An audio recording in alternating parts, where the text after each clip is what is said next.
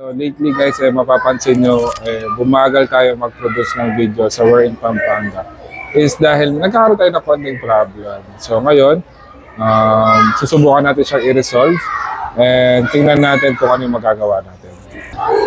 Okay, so the problem lately sa We're in Pampanga, since ako yung nag-edit and bumabagal yung laptop natin, and I think kailangan na rin naman siyang ma-repair and upgrade.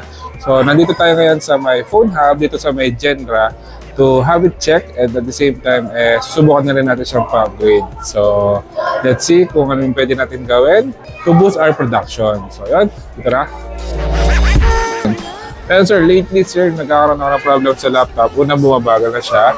At the same time, pag gumagawa ako, nag-edit ako ng video, umiinit na siya. So, ano ba pwede natin gawin yan, sir? Ngayon po, check po muna natin yung pinaka-problem.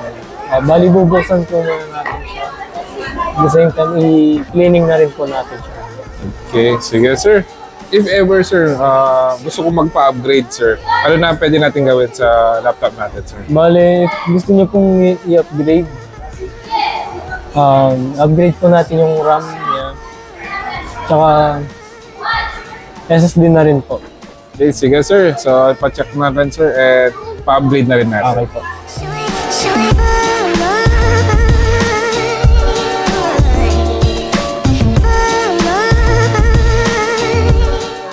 Hintayin natin yung ano natin, yung laptop natin tsaka yung hard drive natin na ma-repair.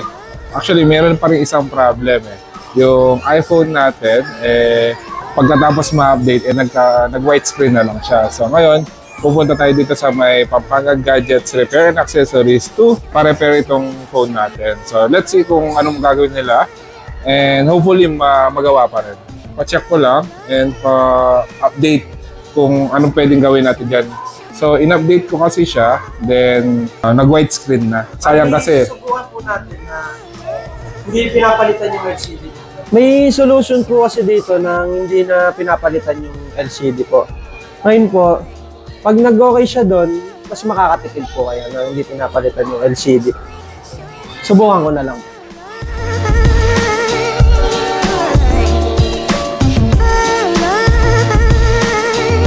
Bali, nagta-transplant din po kami.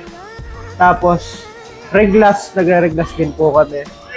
Yung mga Revolt CPU, mga Xiaomi, mga nagde-deadboot, na stock logo na lang na iPhone.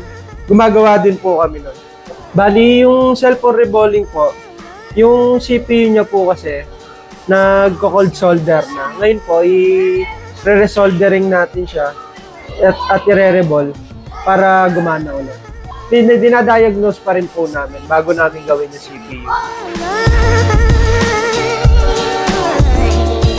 So habang hinihintay natin yung cellphone natin na magawa dito sa may Pampanga Gadgets, nakita ko nagtitinda rin sila dito ng mga quality laptops. Meron din sila mga Mac, Asus, and mga other brands ng laptops. So yun, kung kayo naghahanap ng mga quality laptops na gagamitin sa mga work or sa school nyo, pwede kayo pumunta dito sa Pampanga Gadgets to check out yung kanilang mga laptops. So example na lang dito, so meron tayong Asus AMD dito. So meron na tayong 8GB RAM, 240 SSD, and 1TB na HD for only 15,000 pesos. Imagine, mura na rin siya for a laptop. They are only ranging from 15,000, 18,000, meron din 9,000, no?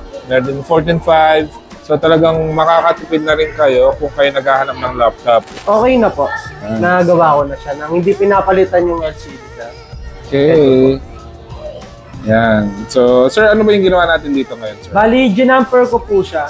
Kasi po, pag nag-update po, umiinit po yung phone. Ngayon po, yung linya niya po sa LCD, napuputol po yun. Ngayon po, ginajumper po natin yan para mag-okay ulit. Pero ito, buhay na ulit.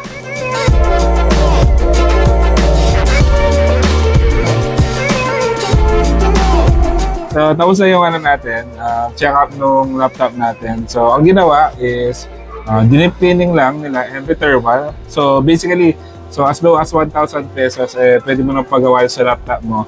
And syempre, yung repair naman, depende sa kung ano yung sira na makita nila. At the same time, yung hard drive natin, yan, papalit lang natin siya ng enclosure. So, as low as 400 pesos, pwede mo nang papalit yung mga enclosure ng mga external hard drive nyo, or kapag may mga sira, pwede rin. So, for upgrade naman ng SSD, as low as 1,500 pesos, meron ka ng 128 SSD. So, free na rin yung installation and activation. So, in addition, dito sa my phone hub, kung kayo naghahanap ng mga rare to find na cables, available din sila dito. Even mga laptop charger, and at the same time, meron pa sila yung mga DVD rewritable na CD.